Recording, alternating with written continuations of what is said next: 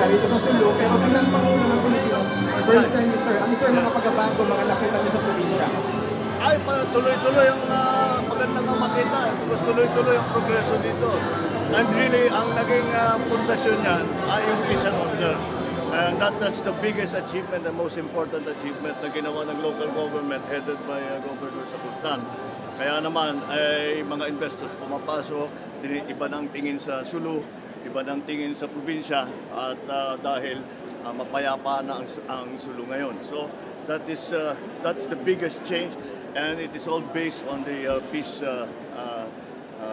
process, and that is why we hold it so important. So patuloy pa rin, at maganda talaga naman dito.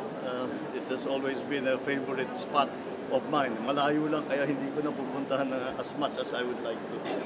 Di ba rin nakikita naman kami na sa road.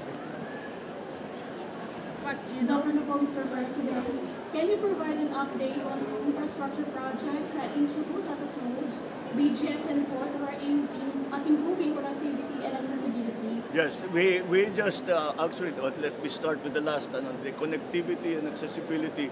We will just released, or we just earmarked a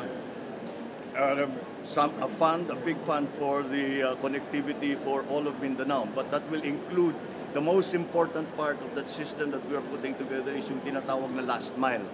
So yun ang pinakamahirap. Pero ang gagawin natin kapag island, kagaya island province, kagaya ng Sulu, we will provide satellite connectivity kung ano yung kailangan. So we're working very hard on that dahil kung nais natin magdala ng investment, hindi maaring papasok ng kahit na anong seryoso na negosyo ngayon na walang internet. So hinahanap talaga nila yan. So that's what we are doing.